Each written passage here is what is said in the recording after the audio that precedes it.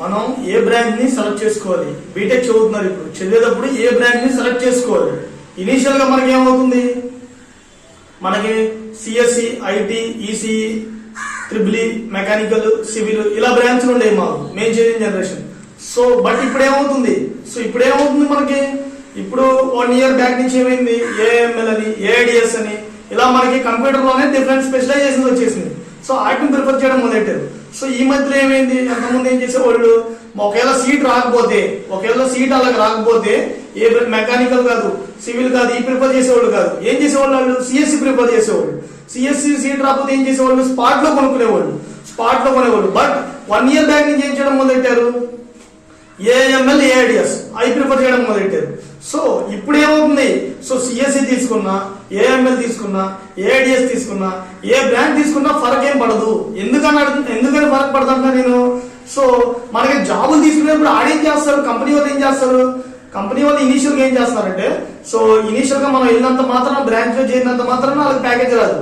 So వాళ్ళకి ఎలా తీసుకుంటున్నారు, రిక్రూట్మెంట్ అనేది ఎలా తీసుకుంటారు అనేది వాళ్ళకి సమ్ ప్రాజెక్ట్ మీద వర్క్ చేసి ఉండాలి. సమ్ ప్రాజెక్ట్ కానీ, ఇంటర్న్షిప్ కానీ, కోర్సు. ప్రతి కాలేజీలో ఏం చేస్తున్నారు, సిఎస్సి తీసుకున్నా, ఐటీ తీసుకున్నా, ఏఎంఎల్, ఏడిఎస్ ఏది తీసుకున్నా, పైథాన్ అనేది లేదా జావా అని, లేకపోతే ఏదో సి అని లైట్ గా బేసిక్స్ నేర్పిస్తారు. వాళ్ళు ఇన్డెప్త్ గా నేర్పిరు. వాళ్ళకైనా కంప్యూటర్స్ వాళ్ళకైనా లైట్ గా ఒక మీడియం రేంజ్ లో నేర్పిస్తారు. సో అవి అక్కడ సరిపోవట్లేదు. ఇప్పుడు ఈ జనరేషన్ లో డిమాండ్ ఎక్కువైపోయింది కాబట్టి సరిపోవట్లేదు అక్కడ. సో వాళ్ళు నేర్పించిన నాలెడ్జ్ అనేది సరిపోవట్లేదు. అప్పుడేం చేయాలి వీళ్ళు, సో చదివేటప్పుడే 3rd year నుంచే వీళ్ళు ఇంటర్న్షిప్ బయట అమౌంట్ కట్టి, వేరే కంపెనీలో బయట అమౌంట్ కట్టి ఇంటర్న్షిప్ అనేది చేయాలి. దాంతో పాటు project, internship plus project complete చేసుకోవాలి. ఈ రెండు చేసినప్పుడు ఏమవుతుంది, ఆటోమేటిక్ గా మనకి ఏం చేశాడు ఆ ఇంటర్న్షిప్ అనేది, ప్రాజెక్ట్ చేశాడు, ఇన్డెప్త్ కోర్స్ లాంగ్వేజ్ వచ్చు, అన్ని వచ్చినప్పుడు ఏమైతే ఆటోమేటిక్ గా మంచిగా తీసుకుంటాడు. సో ప్రజెంట్ జనరేషన్ లో మీరు ఫస్ట్ చేయాల్సింది ఏంటంటే ఇంటర్న్షిప్ చేయాలి వేరే కంపెనీలో 3rd year నుంచే, లేదా ఇంటర్న్షిప్ ప్లస్ ప్రాజెక్ట్ ఈ రెండు చేసుకోవాలి. అవి కూడా హై డిమాండ్ ఉన్న లాంగ్వేజ్ అనమాట.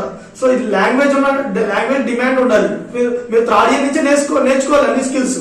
సో 4th year అయిపోయిన తర్వాత నేర్పించే జస్ట్ కాలేజీలో నేర్పించినంత నాలెడ్జ్ అక్కడ సరిపోదు, మీరు నిలబడలేదు కాంపిటీషన్ లో.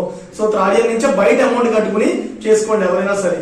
సో తొందరపడిపోయి మాకు ఈ బ్రాంచ్ కావాలి, ఆ బ్రాంచ్ కావాలని స్పాట్ కొనుక్కున్నారు. అలా కొనుక్కున్నంత మాత్రం ఏం ఉపయోగం లేదు, డబ్బులు లాస్ అంతే. సో మీరు ఇలా డబ్బులు అనేది అక్కడ స్పెండ్ చేయొద్దు. జస్ట్ మీరు ఏ బ్రాంచ్ వెళ్ళినా లాస్ట్ ఇయర్ 3rd year వచ్చేసే పార్టీ నుంచి బయట అమౌంట్ కట్టి లాంగ్వేజెస్ నేర్చుకుని ప్లస్ ప్రాజెక్ట్ చేసుకుని బాగా గ్రిప్ తెచ్చుకుంటే ఏ బ్రాంచ్ అయినా మీరు సక్సెస్ అనేది మీకు ఆటోమేటిక్ గా వచ్చింది అనమాట.